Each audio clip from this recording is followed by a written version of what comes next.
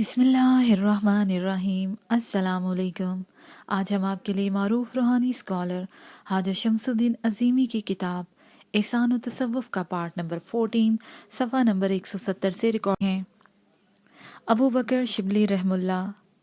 सूफिया के सरहेल हज़रत जुनैद बगदादी रहमुल्लाह से जब बगदाद के गवर्नर अबू बकर शिबली ने अहले तसव्वुफ के गिरोह में दाखिल होने की दरख्वास्त की तो हज़रत जुनैद ने फरमाया कि आप तसव्वुफ के तकाज़ों को पूरा कर सकेंगे।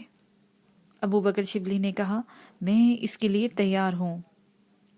हज़रत जुनैद बगदादी ने फरमाया, क्योंकि तुम बगदाद के गवर्नर रह चुके हो, इसलिए गवर्नरी का तकब्बुर तुम्हारे अंदर मौजूद है। जब तक ये तकब्बुर निकल नहीं जाता तुम तसव्वुफ के इल्म नहीं सीख सकते, और इस तकब्बुर को ख़त्म करने का पहला सबक ये है, तुम्हें बगदाद की गलियों में भीख मांगना पड़ेगी। और फिर अहले बगदाद ने देखा कि शिबली ने बगदाद की गलियों में भीख मांगी। इमाम गजाली रहमुल्लाह। इमाम गजाली अपने ज़माने के यकताए रोज़गार थे। बड़े बड़े जय्यद उलमा उनके अलूम से इस्तिफ़ादा करते थे। बैठे बैठे उनको ख्याल आया कि खानकाही निज़ाम देखना चाहिए कि ये लोग क्या पढ़ाते हैं। फिर वो इस तलाश व जुस्तजू में 7 साल तक मसरूफ़ रहे। इस सिलसिले में उन्होंने दूर दराज का सफ़र भी किया। बिलाहिर मायूस होकर बैठ गए। किसी ने पूछा, आप अबू बकर से भी मिले हैं? इमाम गजाली ने फरमाया, मैं इस नतीजे पर पहुंचा हूं कि ये सब ख्याली बातें हैं जो फुकरा ने अपने बारे में मशहूर कर रखी हैं।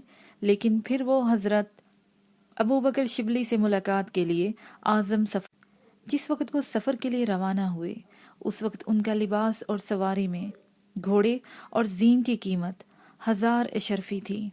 शाहाना जिंदगी बसर करने वाले इमाम गजाली मंजिलें तय करके अबू बकर शिबली की खिदमत में हाजिर हुए तो आप एक मस्जिद में बैठे हुए गडरी सी रहे थे। इमाम गजाली हज़रत अबू बकर शिबली की पुश्त की जानब खड़े हो गए। हज़रत अबू बकर शिबली ने पीछे मुड़कर देखकर फरमाया कि गजाली, तू आ गया, तूने बहुत वक्त ज़ाया कर दिया। मेरी बात गौर से सुन। शरीयत में इल्म पहले और अमल बाद में है। तरीकत में अमल पहले और इल्म बाद में है। अगर तू कायम हो सकता है तो मेरे पास क़याम कर, वरना वापस चला जा। इमाम गजाली ने 1 मिनट तवक्कुफ किया और कहा, मैं आपके पास क़याम करूँगा। हज़रत अबू बकर शिबली ने फरमाया कि सामने कोने में जाकर खड़े हो जाओ। इमाम गजाली मस्जिद के कोने कर खड़े हो गए। कुछ देर बाद अबू बकर शिबली ने बुलाया और दुआ सलाम करने के बाद अपने घर ले गए। 3 सख्त रियाजत के बाद इमाम गजाली जब बगदाद वापस पहुंचे तो उनके इस्तकबाल के लिए पूरा शहर उमड़ आया। लोगों ने जब उनको साफ सुथरे आम लिबास में देखा तो परेशान हो गए। उन्होंने कहा, इमाम, शान शौकत छोड़कर तुमको क्या मिला है? इमाम गजाली ने फरमाया कि अल्लाह की कसम, अगर मेरे ऊपर ये वक्त ना आता और मेरे अंदर से बहुत बड़ा आलम होने का ज़ोम ख़त्म ना होता तो मेरी ज़िंदगी बर्बाद हो जाती। सिलसिला कादरिया में दरूद शरीफ ज़्यादा से ज़्यादा पढ़ने की तलकीन की जाती है। ज़िक्र हफ़ी और ज़िक्र जली दोनों अशगाल कसरत से किए जाते हैं। हज़रत शेख मुहय्यिद्दीन अब्दुल कादिर जलानी ने आफाकी कवानीन के राज हाय सरबस्ता का इंकशाफ फरमाया है। कुदरत के कवानीन का इस्तेमाल का ऐसा तरीका पेश किया है और इन कवानीन को समझने की ऐसी राह मुतय्यन फरमाई जहाँ साइंस अभी तक नहीं पहुँच सकी। शेख अब्दुल कादिर जलानी ने बताया कि ज़मीन व आसमान का वजूद उस रोशनी पर कायम है जिसको अल्लाह ताला का नूर फीड करता है। अगर नोए इंसानी का जहन मादे से हटकर इस रोशनी पर मरकूज हो जाए तो इंसान ये समझने के काबिल हो जाएगा कि इसके अंदर अजीम व शान मावराई सलाहियतें ज़हीरा कर दी गई हैं, जिनको इस्तेमाल करके न सिर्फ ये कि वो ज़मीन पर फैली हुई अशिया को अपना मती और फर्मा बरदार बना सकता है, बल्कि इनके अंदर काम करने वाली कुव्वतों और लहरों को हस्बे मंशा इस्तेमाल कर सकता है। पूरी कायनात इसके सामने एक नुक्ता बनकर आ जाती है। اس مقام پر انسان مادی وسائل کا محتاج نہیں رہتا، وسائل اس کے سامنے سربسجود ہو جاتے ہیں۔ سیدنا شیخ عبد القادر جیلانی نظام تکوین پر ممثل کے درجے پر فائز ہیں اور نظامت کے سیدنا حضور علیہ صلوات والسلام کے وزیر حضوری ہیں۔ رجال الغیب اور تکوینی امور میں خواتین و حضرات کا بڑے پیر صاحب سے ہر وقت واسطہ رہتا ہے۔ حضور پاک صلی اللہ علیہ وآلہ وسلم کے دربار اقصد میں بڑے پیر صاحب کا یہ مقام ہے کہ حضور صلی اللہ علیہ وآلہ وسلم نے آج تک ان کی کوئی درخواست نامنظور نہیں فرمائی، اور اس کی وجہ یہ ہے کہ وہ بڑے پیر صاحب حضور پاک صلی اللہ علیہ وآلہ وسلم کے اتنے مزاج آشنا تھے، اتنے مزاج شناس ہیں کہ وہ ایسی کوئی بات کرتے ہی نہیں جو حضور صلی اللہ علیہ وآلہ وسلم کی طبیعت اور مزاج مبارک کے خلاف ہو۔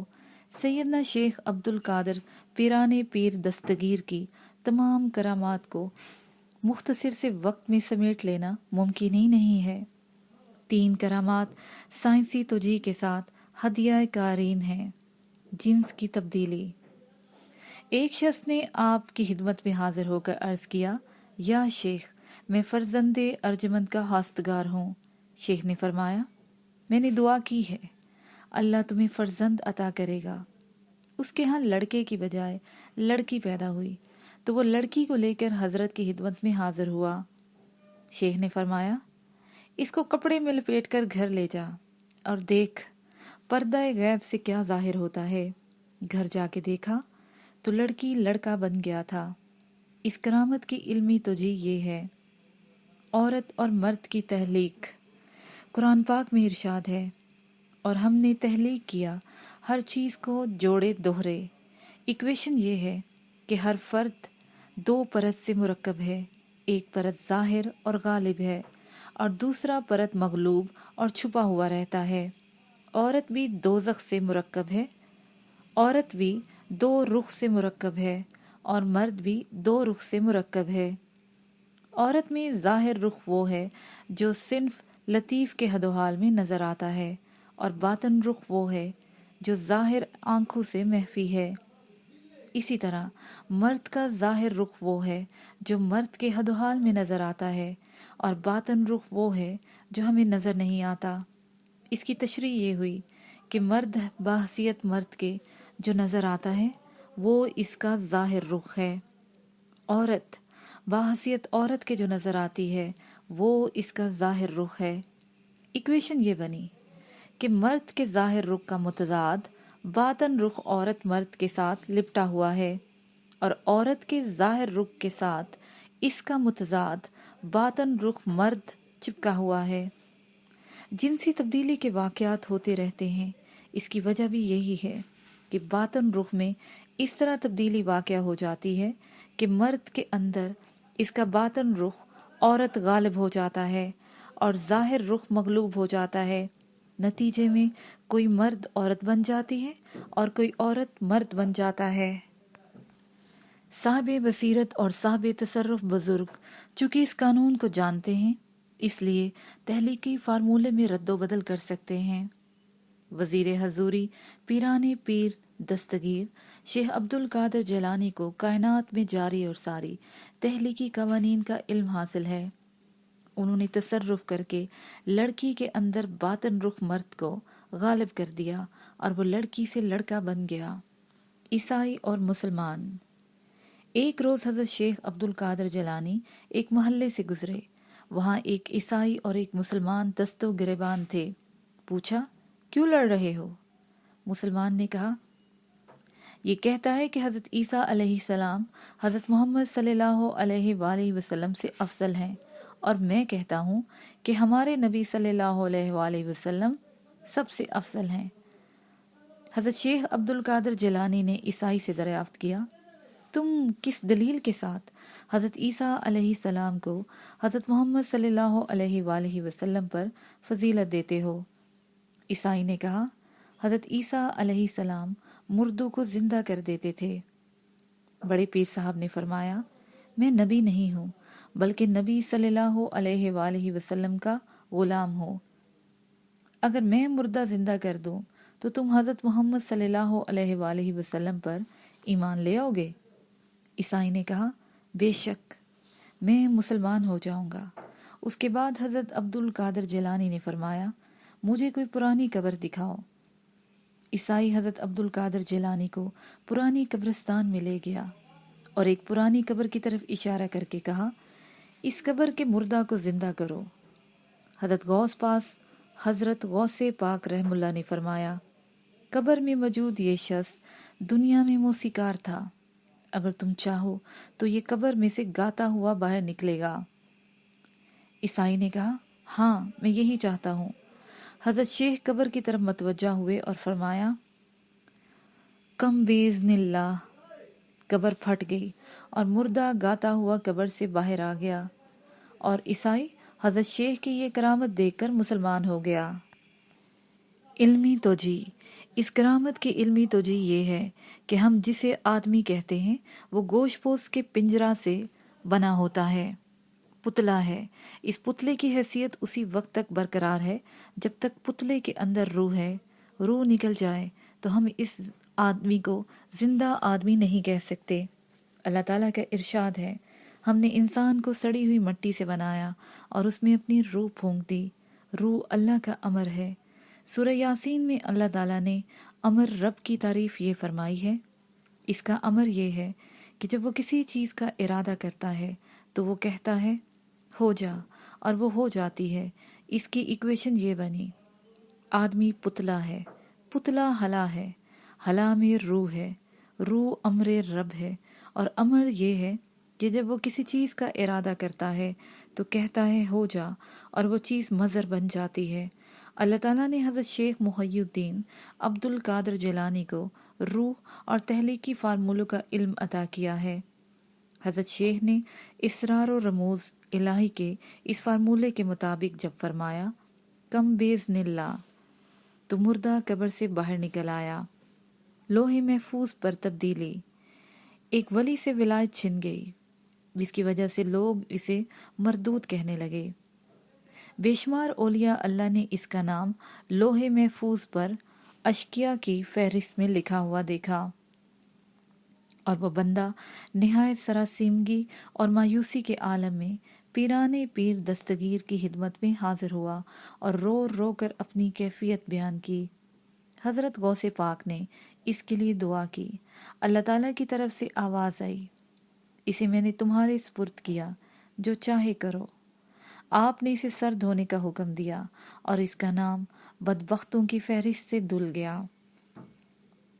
اس کرامت کی توجیہ یہ ہے حضرت شیخ عبد القادر جیلانی کو سیدنا حضور صلی اللہ علیہ وآلہ وسلم سے وراثتاً علوم اور اختیارات منتقل ہوئے ہیں۔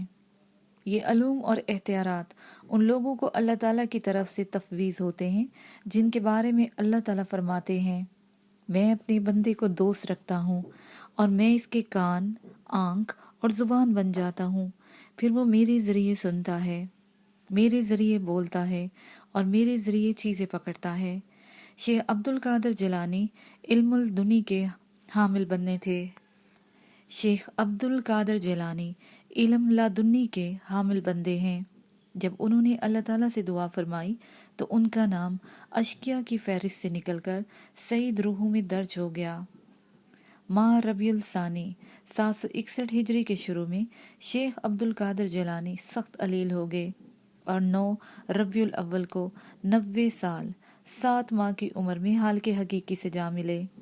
دوران علالت صاحبزادہ کو نصیحت فرمائی کہ اللہ تعالیٰ کے سوا کسی سے امید نہ رکھنا، تقوی اور عبادت کو شعار بنانا، توحید کا دامن ہاتھ سے نہ چھوڑنا اور اللہ تعالیٰ کے سوا کسی اور پر بھروسہ نہ کرنا۔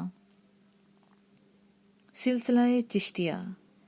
سلسلہ چشتیہ میں کلمہ شہادت پڑھتے وقت لا الہ الا اللہ پر زور دیا جاتا ہے، بلکہ سلسلہ کے اراکین الا اللہ کے الفاظ کو ادا کرتے وقت سر اور جسم کے بالائی حصے کو ہلاتے ہیں، اور ان حضرات پر سماع کے وقت ایک وجدانی کیفیت طاری ہو جاتی ہے۔ سلسلہ چشتیہ کے امام حضرت ممشاد دینوری ہیں اور ہندوستان میں یہ سلسلہ حضرت معین الدین چشتی اجمیری خواجہ غریب نواز کے ذریعے سے پھیلا اور مقبول ہوا۔ حضرت معین الدین چشتی اجمیری۔ حضرت معین الدین چشتی اجمیری غریب نواز کی ولادت سنجر صوبہ سیستان ایران میں ہوئی۔ تاریخ ولادت 1141 عیسوی ہے۔ سلجوکیہ خاندان کے حکمران سلطان سنجر نے 11ویں صدی عیسوی میں اس شہر کو آباد کیا تھا۔ خواجہ غریب نواز کے والد بزرگوار کا اسم گرامی سید غیاث الدین اور والدہ کا نام مانور تھا۔ حضرت خواجہ غریب نواز کی عمر 13 برس کی تھی تو حسن بن صباح کے فدائیوں نے سنجر پر حملہ کر کے اسے تاراج کر دیا۔ نامور علماء اور مشائخ کو چن چن کر قتل کر دیا۔ خواجہ غریب نواز کے والد خاندان کے افراد کے ساتھ خراسان سے نیشا پور منتقل ہو گئے۔ سفر کی سختی اور مصائب و آلام نے سید غیاث الدین کی صحت پر برا اثر ڈالا۔ حالات اور صحت کی خرابی کی وجہ سے 2 سال میں ان کا انتقال ہو گیا اور 1 سال کے بعد والدہ ماجدہ مانور بھی اللہ کو پیاری ہو گئیں۔ خواجہ غریب نواز لگاتار ان حوادث اور صدموں کی وجہ سے زیادہ وقت خاموش رہنے لگے۔ ایک روز ایک درویش ابراہیم کندوزی تشریف لائے۔ خواجہ معین الدین چشتی نے انہیں اپنے سائے میں بٹھایا۔ درویش بہت خوش ہوئے۔ انہوں نے اپنے تھیلے سے کھلی کا ایک ٹکڑا نکالا، دانتوں سے چبایا اور خواجہ صاحب کو دے دیا۔ آپ نے بلا تکلف کھلی کا ٹکڑا کھا لیا۔ 17 برس کی عمر میں آپ نے سمرقند کے عالم دین مولانا حسام الدین بہاری کی شاگردی اختیار کی اور 2 سال تک ان سے تفسیر، حدیث، فقہ کے علوم پڑھے۔ 20 سال کی عمر میں ریاضی، فلکیات اور علم طب میں مہارت حاصل کی۔ حضرت خواجہ ممشاد دینوری۔ حضرت خواجہ ممشاد دینوری نے اپنے شاگرد حضرت ابو اسحاق کو وسط ایشیائی ریاستوں میں تبلیغ کے لیے بھیجا۔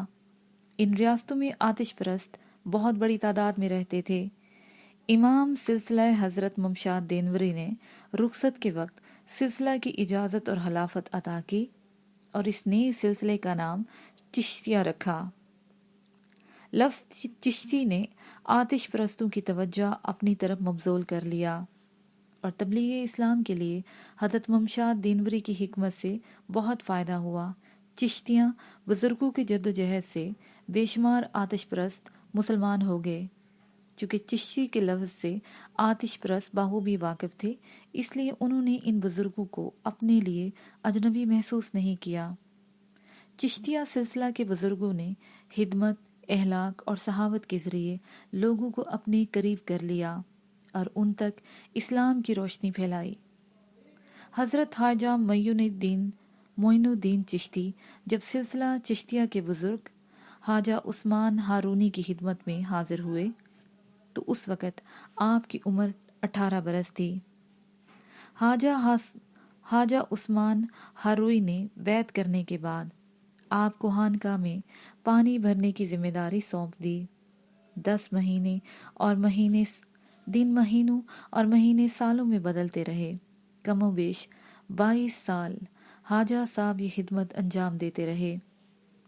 جب خواجہ معین الدین چشتی کی عمر 40 سال ہوئی تو ایک روز حضرت خواجہ عثمان ہارونی نے آپ کو بلایا اور پوچھا، تمہارا کیا نام ہے؟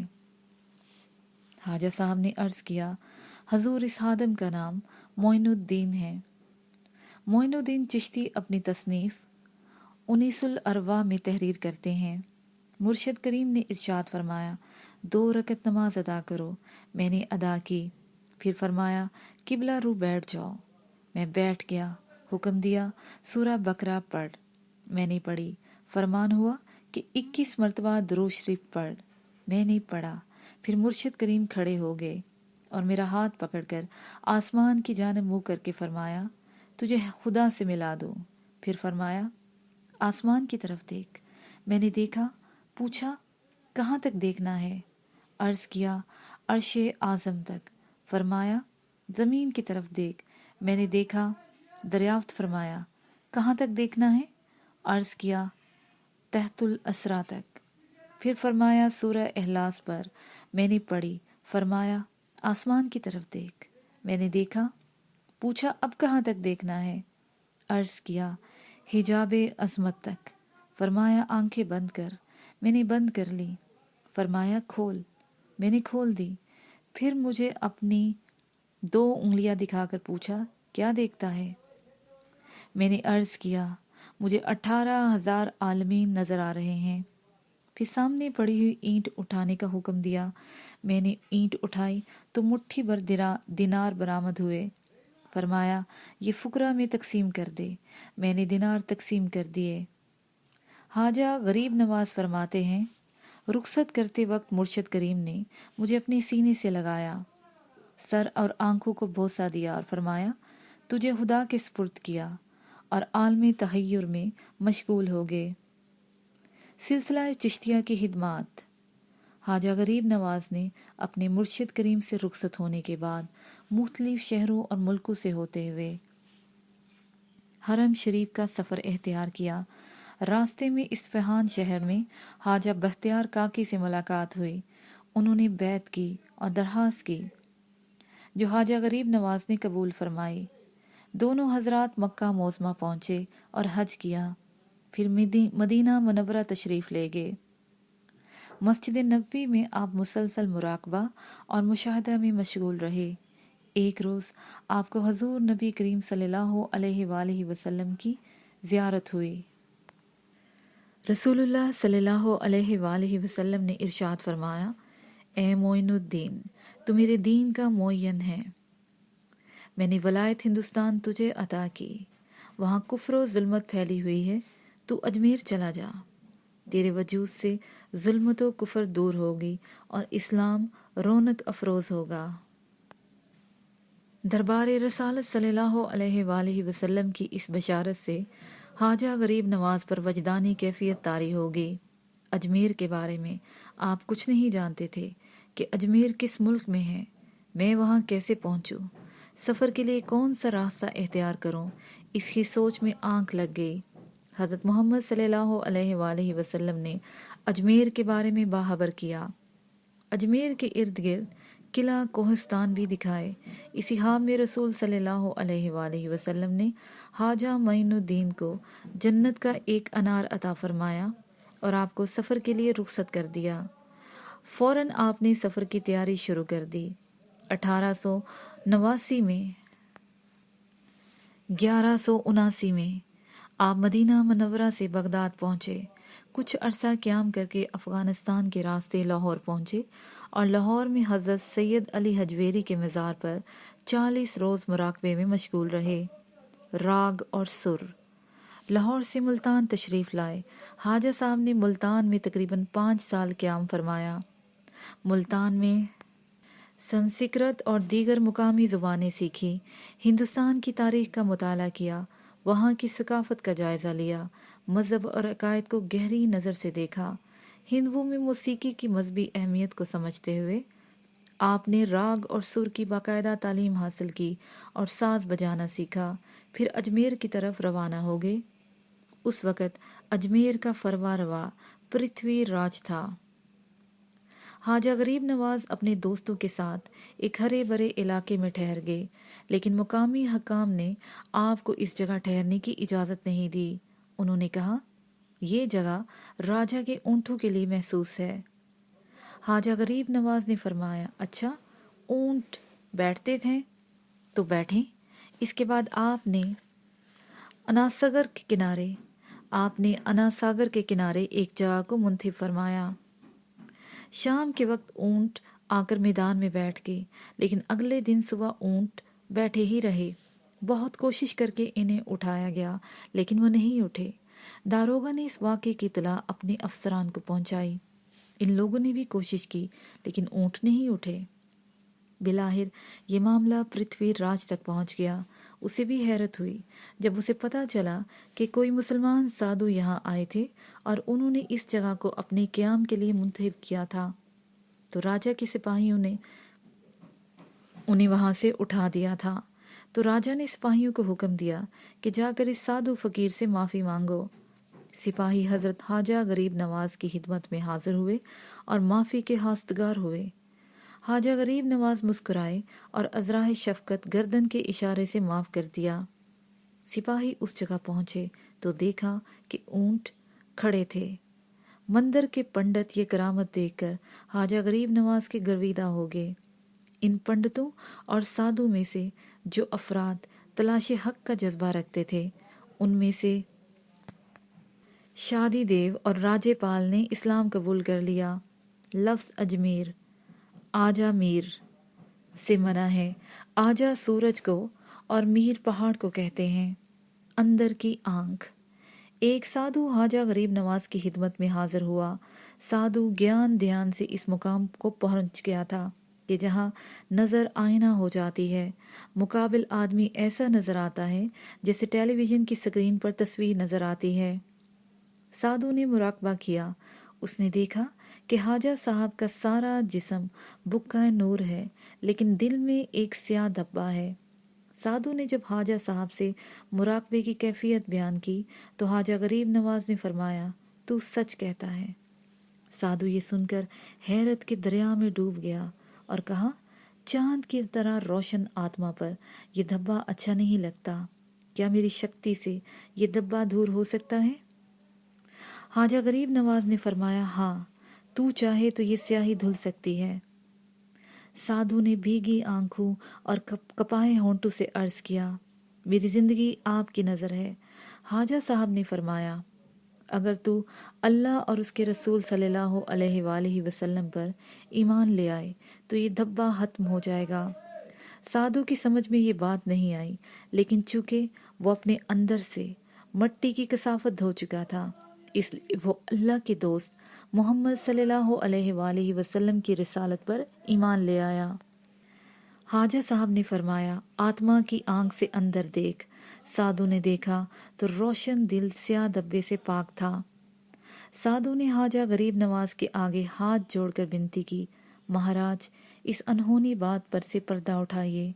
ख्वाजा अजमेर ने फरमाया, वो रोशन आदमी जिसके दिल पर तूने स्याह धब्बा देखा था, वो तो खुद था, लेकिन इतनी शक्ति के बाद भी तुझे रूहानी इल्म हासिल नहीं हुआ। वो इल्म ये है कि आदमी का दिल आईना है और हर दूसरे आदमी के आईने में उसे अपना अक्स नज़र आता है।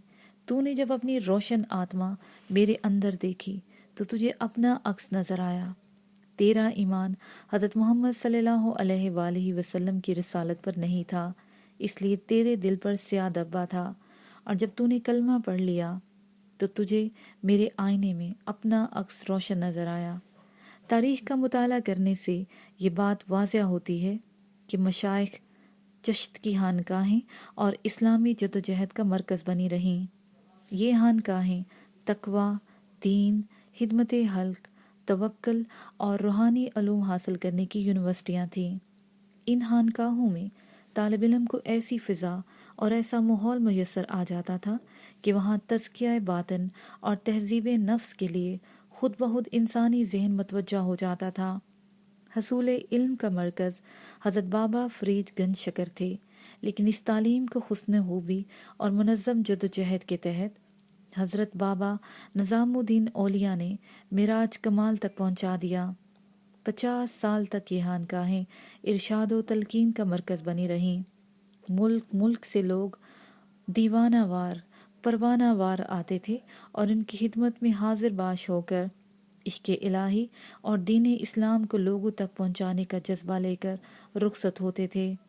इन खानकाहों का दरवाज़ा अमीर व गरीब, शहरी और देहाती, बूढ़े और जवान और बच्चों के लिए हर वक्त खुला रहता था।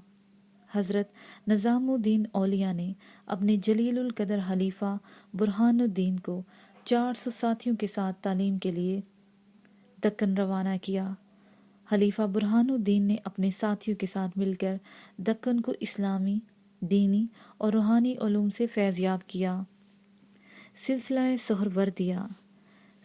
सोहरवर्दिया ये शेख अब्दुल काहिर सोहरवर्दी रहमुल्लाह से मंसूब है। इस सिलसिले के खानवादे हज़रत शहाबुद्दीन सोहरवर्दी और हज़रत बहाउद्दीन ज़िक्रिया मुल्तानी हैं। سلسلے میں 3 سال کے مجاہدات کے بعد مرشد دیکھتا ہے کہ قلب کے اندر کتنی سکت پیدا ہوئی اور تزکیہ نفس میں کیا مقام حاصل ہوا ہے۔ تزکیہ نفس اور قلب مصفا اور مجلہ ہونے کے بعد فیض منتقل کیا جاتا ہے۔ سلسلہ سہر وردیہ میں سانس بند کر کے اللہ کا ورد کرایا جاتا ہے اور ذکر جلی اور ذکر خفی دونوں کروائے جاتے ہیں۔ اس کے ساتھ ہی یہ پارٹ اپنے اختتام کو پہنچا۔